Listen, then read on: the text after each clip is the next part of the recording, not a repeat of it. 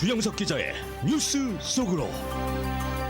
뉴스 속으로는 예방과 치료의학도 최고, 리퍼도 최고, 시니어 어르신들에게 서울 메디칼 그룹이 최고, 서울 메디칼 그룹 제공입니다. 민주당의 밥 메넨데스 연방 상원 의원이 뇌물수수 혐의로 기소된 데 이어서 미국 사업가와 중동 왕실을 연결하는 거각군 역할로 뇌물을 받은 혐의까지 추가가 됐습니다.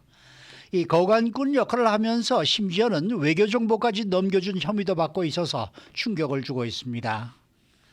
신흥경제 5개 나라의 모임인 브릭스가 최근 사우디아라비아 가입 등 10개의 나라의 체제로 확대가 되어서 전 세계 인구의 절반을 대표하는 등 미국과 유럽 중심 G7에 대한 대응마로 떠오르고 있습니다.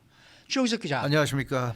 먼저 이 밥 메넨데스 상원 의원의 경우에 이 혐의가 또 여러 가지가 추가가 됐네요. 네, 그렇습니다. 뉴욕타임즈가 어제 보도했는데요. 밥 메넨데스 연방상원의원 소식. 이미 그 뇌물수수 혐의로 기소가 된 상태인데 여기에 그 카타르 왕실과 미국 사업가를 연결시켜준 혐의가 추가됐습니다. 그래서 뉴욕 맨해튼 연방검찰이 추가로 기소했다는 내용입니다. 그러면 추가된 혐의 내용이 구체적으로 어떤 내용을 담고 있나요? 네, 미국의 그 부동산 개발업자와 카타르 왕실을 연결해주는 거간꾼 역할을 했다는 내용입니다.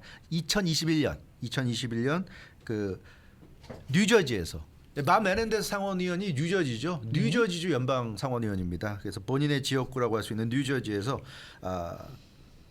활약하는 그 부동산 개발업자 프레드 다이부스라는 부동산 개발업자가 부동산 개발을 하다가 자금난에 빠진 거예요. 자금난에 빠져서 어려움에 처하자 이 어려움을 해결해주는 역할을 이제 맡고 나선 겁니다. 이 대규모 주택 건설했기 때문에 아마 규모가 이제 컸던 것으로 보이고요. 그래서 카타르 왕실이 설립한 투자 회사를 이 프레드 다이부스 개발업자에게 소개해 준 겁니다. 소개해줘서 위기를 넘기게 해줬는데 그 과정에서 밥 메넨데스 연방상원 외교위원장이 자신의 이제 영향력을 이용해서 이렇게 연결시켜주는 대가로 수십만 달러의 현금과 금괴, 고가 명품 시계 등을 뇌물로 받은 것으로 좀 드러나서 기소가 됐고요. 검찰에 따르면 부동산 개발업자가 카타르 왕실로부터 투자그룹으로부터 투자를 받고 난 후에 인터넷에 금 1kg 뭐 이렇게 검색까지 했다 그래요. 본인이 이제 금으로 받을 생각을 하고 아마 아주 꿈에 부풀었던 것 같습니다. 얼마를 어떻게 받아야 될까 이런 거 인터넷 검색한 기록까지 나왔다고 그럽니다. 연방 상원 외교위원장이라는 것은 정말 굉장한 고위직인데 그렇죠. 이게 자신의 지위를 이용해서 이렇게 사적인 이익을 챙겼다. 네. 이 나쁜 사람이네요. 그렇습니다. 밥 메넨데스 상원의원은 우리도 이름을 들으면 다 알만한 또 얼굴 보면 다 알만한 그렇죠. 굉장히 오랫동안 활약한 베테랑 상원의원인데 뉴욕타임즈는 이 밥 메넨데스 연방상원 외교위원장이 이제 지금은 아니지만 외교위원장이 개인의 이익을 위해서 공적인 지위를 이용했다 이렇게 뉴욕타임즈가 지적을 했고요.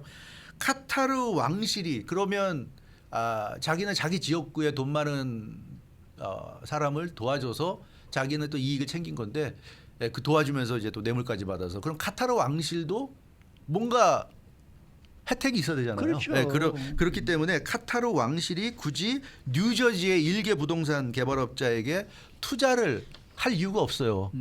거기에 근데 투자했다는 건 결국 밥 메넨데즈 외교위원장이 무언가를 줬다는 거죠. 그래서 밥 메넨데즈 연방상원의원이 그 외교위원장이 그 본인의 의정 활동으로 카타르 왕실에 이익을 줬다. 이제 이게 지금 뉴욕 맨해튼 연방검찰이 기소한 이유입니다. 그래서 그 카타르 왕실은 메넨데즈 상원의원 지역구에 투자해주고 외교적인 이익을 얻었다. 이렇게 지금 그 의혹이 나오고 있는데 당시의 의정활동 내용을 보면 공개적인 장소에서 비슷한 발언을 여러 번 했습니다. 뭐냐면 카타르 정부를 지지한다는 발언을 했고요. 카타르 정부를 뭐 지원해야 된다. 이제 이런 얘기를 했고 그런 쪽으로 분위기를 좀 몰아간 것으로 보입니다. 따라서 밥 메넨데즈 상원의원 중간에서 돈을 받는다는 건 돈을 받은 값어치를 해야 된다는 얘기이기 때문에 그런 면에서 상당한 또 이권을 카타르 왕실에게 준 것으로 이렇게 좀 보여져서 이런 더 자세한 내용들은 이제 재판이 진행되면 하나하나씩 또 나오겠습니다만 아무튼 참 본인의 개인 이익을 위해서 또 본인의 정치적인 이익을 위해서 이렇게 국가적인 자신의 자리를 활용했다는 거 참 그러면은 밥 메넨데스 상원 의원이 그동안 얼마나 이익을 챙겼나요?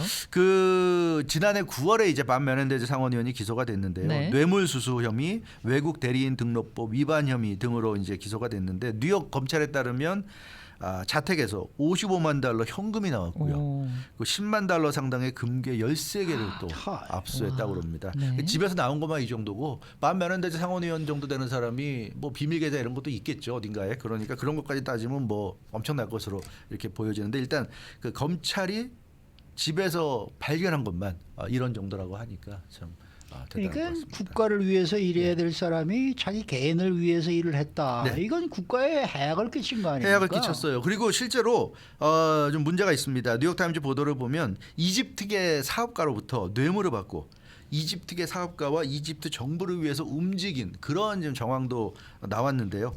그러니까 이집트가 미국과 계약을 성사시킬 수 있도록 메넨데즈 상원의원이 상원 외교위원장으로서 중간에서 역할한 것으로 나타났습니다. 물론 이제 그거 해주면서 또 거강꾼으로서 돈을 챙긴 건 물론이고요. 근데 그 과정에서 미국의 외교 정보를 이집트 측에 넘겨준 지금 혐의까지 받고 있습니다. 그래서 이건 또 재판 과정에서 자세히 드러날 것으로 보여지는데 참 심각합니다. 이렇게 연방 상원을 대표하는 베테랑 상원의원이 이제 이런 행동을 했다는 것. 밥 메넨데즈 상원의원 기소된 이후에 연방 상원 외교위원장직에서 물러났고요.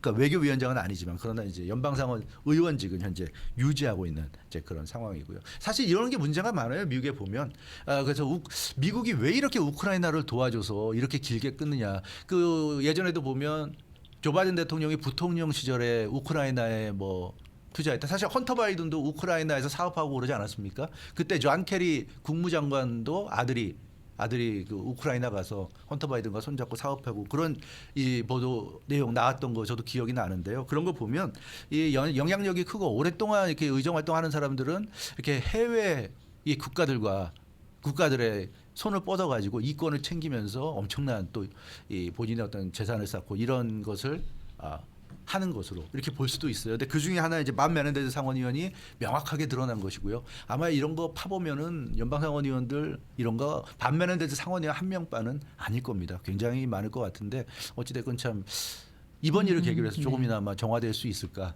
모르겠습니다. 네. 자, 다음은 브릭스 소식입니다. 이 브릭스가 갈수록 몸집을 키워가고 있습니다. 네, 그렇습니다. BRICS 이 브릭스죠. 약자입니다. 5개 나라의 약자죠. 브라질, 러시아, 인디아, 차이나, 사우스 아프리카. 그래서 브라질, 러시아, 인도, 중국, 남아공 이 5개 국가가 신흥경제 5개국으로서 이제 브릭스로 불리는데 최근에는 신흥경제 10개국 체제로 확대가 됐습니다. 이름은 그대로 브릭스로 가지만 어찌 됐건 10개국 체제가 됐고요. 그래서 그 영향력이 기존의 브릭스 5개국 시절 때보다 훨씬 더 지금 늘어나고 있는 것으로 나타나서 주목을 받고 있습니다. 근데 참여하는 나라가 뭐 하나둘씩 늘고 있는 건 알겠는데 네. 그 참여하는 나라들의 위상이 그렇게 또 무시할 수 없는 그렇죠. 국가들이에요. 그럼요. 브릭스 기존 멤버도 러시아가 있고요. 중국이 있고요. 세계적인 대국들 아닙니까? 미국도 함부로 할 수 없는 그런 국가들이고 여기에 인도와 브라질이 있습니다. 또 아시아의 대국 인도와 남미의 대국 브라질. 엄청난 국가들이 있죠. 인도와 브라질 정도 되면 미국이 역시 함부로 할 수 없는 국가들이에요. 뭐 미국의 눈치를 굳이 보지 않아도 되는 그런 정도의 몸집을 가진 국가들이고 그래서 브릭스 국가들은 미국이 하나같이 다루기 힘든 미국의 질서를 거부하는 국가들이라고 볼 수가 있겠고요. 각자 자기들의 원하는 대로 가는 국가들이라고 볼 수가 있겠습니다. 근데 이런 국가들이 이제 10개국 체제까지 확대되면서 점점 그러니까 미국의 영향력을 벗어나는 국가들이 늘어나고 있다 이렇게 보시면 될 것 같고요. 참가하고 있는 국가들 몇 면을 놓고 보더라도 미국과 유럽이 주도하는 서방 그 세력에 대항하는 이런 모양새가 지금 되고 있어서 그 서방과 비서방 이런 식으로 지금 갈리고 있는 상황인 것 같습니다. 네, 최근에 가세한 나라들 가운데는 또 미국과 각별한 나라들도 있지 않습니까? 네, 맞습니다. 바로 사우디아라비아인데요. 네. 사우디아라비아가 최근 브릭스에 가입했다는 사실을 공개했습니다. 3,400만여 명의 사우디 국민들에게 브릭스에 가입했다는 사실을 알렸고 전 세계에도 사우디가 브릭스 회원국이 됐다는 사실을 소개했습니다. 그러니까 중동 지역에서 사우디는 대단한 국가죠. 그럼요. 중동 지역의 맹주고요. 미국의 또 최우방이라고 할 수 있고 미국이 중동 지역 정책을 펴나가는 데 있어서 사우디는 핵심 중에 핵심입니다. 사우디를 중심으로 해서 모든 것을 해나가고 있는데 미국의 이 대중동 전략의 핵심이자 기반이 되는 사우디가 이 브릭스의 가세에서 러시아, 중국과 지금 손을 잡는 이런 지금 모양새를 보이고 있습니다. 그러면은 사우디 외에 또 새롭게 가입한 국가들은 어떤 것들이 또 있어요? 사우디 외에 아랍에미레이트, 이란, 이집트 이 중동 핵심 국가들이 중동 나라들이군요. 전부 다 브릭스에 가입했고요. 여기 아프리카의 인구 대국 에티오피아도 지금 브릭스에 가세했습니다. 그래서 지금 중동은 확실히 이 사우디, 아랍에미레이트, 이란, 이집트 이 이름만 봐도 알 수 있듯이 이 미국의 영향권에서 좀 벗어나는 느낌이 굉장히 강해요. 더군다나 미국이 너무나 친이스라엘 정책을 펴서 중동 국가들 입장에서는 미국 영향권 안에 있어서 자기들한테 득될 게 없다는 거죠. 미국이 어차피 이스라엘 우선으로 돌아가기 때문에 자기들은 그러다 보니까 점점 이제 중동 국가들은 비미국적으로 좀 붙고 있는 이런 상황이고요. 지정학적으로 보면 그래서 아시아, 유라시아, 남미, 아프리카, 중동 이런 전 세계가 지금 브릭스의 망라가 되고 있습니다. 지금 G7 우리가 주요 7개국 그러는데 이게 사실 미국이 주도하는 질서 아닙니까? 세계 질서 아닙니까?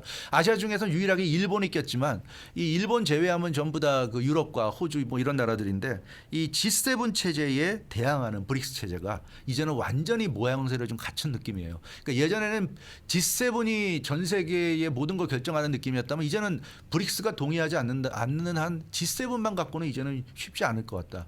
G7이 뭐 결정해도 브릭스가 노하면 그거 별 의미 없어지지 않나 싶을 만큼 브릭스의 위상이 굉장히 지금 G7의 위상과 거의 맞먹지 않는가. 참가하는 국가들의 면면을 놓고 봐도 그렇고요. 좀 대단한 것 같습니다. 게다가 사우디아라비아가 브릭스에 가입했다는 거는 미국의 입장에서는 굉장히 뼈아프지 않겠습니까? 굉장히 뼈아프죠. 이 사우디는 사실 미국 입장에서는 어떻게 하든지 미국의 질서하에 좀 두고 싶은 국가였는데 사우디 입장에서 말씀드린 대로 미국 밑에 있어 봐야 별로 좋은 게 없어요. 사우디의 어떤 이익만 놓고 본다면 여러 가지 복잡해지고 골치 아파지기만 하고 사우디의 이익을 크게 내세우기 어려운 상황. 그러다 보니까 사우디는 점점 미국으로부터 벗어나려고 하고 있습니다. 이 사우디가 미국으로부터 벗어나면서 지금 브릭스에 가세했기 때문에 어느 정도 벗어났다고 보여지는데 세계 에너지 시장에서 이 브릭스가 막강한 위세를 떨칠 것으로 보여요. 사우디는 아시다시피 석유 수출국 기구 오페크의 수장 아닙니까? 그리고 오페크 플러스 비석유 수출국 기구 오페크 플러스의 수장은 러시아예요. 근데 오페크의 수장과 오페크 플러스의 수장이 지금 브릭스에 뭉쳐 있습니다. 그러니까 이 석유 쪽은 완전히 이제 브릭스 쪽으로 갔다고 봐도 과언이 아니고 여기 뭐 앞서 말씀드린 대로 아랍에미레이트, 이란 이 중요한 이 산유국들이 전부 다 지금 브릭스로 가 있는 상황이기 때문에 이 에너지 문제에서는 G7보다는 브릭스가 더 파워가 세다. 그렇게 볼 수밖에 없을 것 같습니다. 그런 차원에서 미국도 앞으로 이 오페크나 오페크 플러스 다룰 때 굉장히 어려워질 것 같고요. 이 미국과 중국 같은 경우 최근 중동적 패권을 놓고 경쟁하고 있어요. 근데 많은 중동 국가들이 넘어갔다는 건 어떻게 보면 중국의 유혹에 어찌됐건 넘어갔다는 거고 중국은 미국처럼 이래라 저래라 안 하죠. 중동 국가 입장에서 볼 때 뭐 인권이 어떻고 민주주의가 어떻고 이런 소리 안 하고 그 뭐 이스라엘을 옹호하지도 않고 이러니까 중동 국가 입장에서는 중국에 넘어가고는 이제 이런 쪽이 된 거라고 볼 수가 있을 것 같습니다. 그래서 사우디는 사실 오래전부터 좀 미국에 대한 의존도를 낮추고 싶어 했는데 이 브릭스에 가세하면서 이것이 이제 완전히 좀 가시화되는 이런 느낌이 있습니다. 이 브릭스가 처음에 2009년에 4개 나라로 시작했고 2010년에 남아공이 가세하면서 이제 지금의 브릭스 체제가 완성이 됐고 그 다음에 계속 참여국가 늘리고 있어요. 지금 10개인데 10개에서 끝나지 않을 것 같습니다. 계속 이제 늘려나갈 것 같은데 과연 어떨런지. 지금 브릭스 10개국의 인구만 놓고 보면 35억 명이에요. 중국, 인도가 다 거기 들어가 있으니까. 그래서 전 세계의 인구의 절반이 지금 브릭스입니다. 전 세계 인구의 절반이 브릭스고요. 회원 10개국, 브릭스 10개국의 GDP를 계산해 보면 세계 전체 GDP의 약 28%에 지금 달하는 그런 상황입니다. 그래서 미국도 G7의 어떤 결정만 가지고 이제 찍어 누르기에는 브릭스의 파워가 너무 세졌다 이렇게 좀 보여져서 앞으로 과연 세계 질서가 어떻게 될런지 G7 정상회담이 지금까지 우리가 느꼈던 것 같은 그런 대단한 의미와 가치를 가질 수 있을지 이런 것도 올해 우리가 좀 주목해 봐야 될 부분인 것 같습니다. 네, 주영석 기자였습니다. 뉴스 속으로는 예방과 치료의학도 최고, 리퍼도 최고, 서울 메디칼 그룹 제공이었습니다.